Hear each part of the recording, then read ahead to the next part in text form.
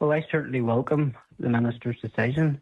I must say it's long overdue. This is something, even before I came to Stormont, that my predecessor has been raising with the Education Minister.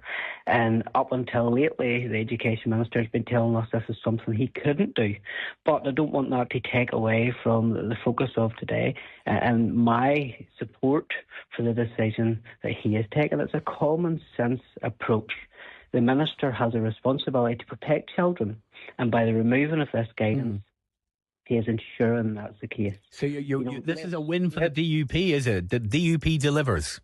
No, this is a win for common sense. This is a win for ordinary people. Let's look at the stats that we know. 3/4 of people support the Supreme Court ruling.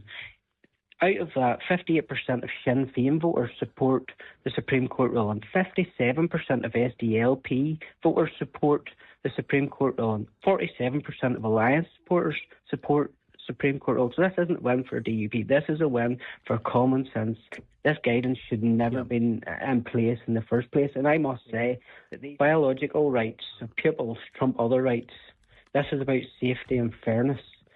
My goodness, we have single-sex spaces for a reason. Protecting privacy and safety is paramount in schools, and we can't get away from that. That's something that should be at the core of this.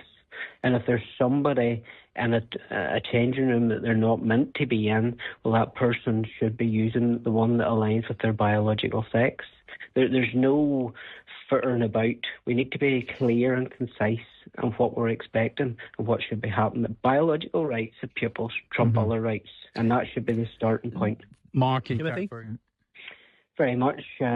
Just once compelled speech, where I'm all on for free speech. Let's look at pronouns and let's look at what this guidance said.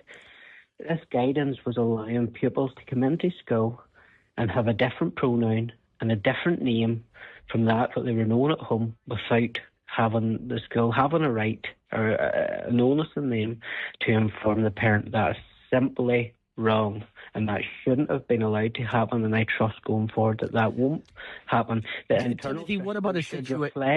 Timothy, the internal system should reflect biological... No, I get your point. Sorry, we've only got 5 minutes left, so apologies if I'm interrupting everybody. But what about a situation, Timothy, where the parents of a child say, my child is a trans girl or trans boy and wants these pronouns to be used, and I support my child in the use of those pronouns. You've got the child wish supported by the parents. Would you say in that situation, Timothy, the schools should comply with that?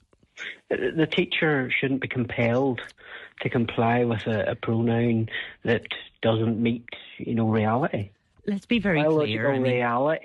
Biological reality matters. Language matters. And if a teacher wishes to refer to a pupil as what matches up with reality and biology, that is their right. Got it. That's right. Free speech allows that. There should not be in a sphere for compelled speech. Do you know what matters? Right, Sorry. And we should be Timothy, I've got your point. I just want to bring in some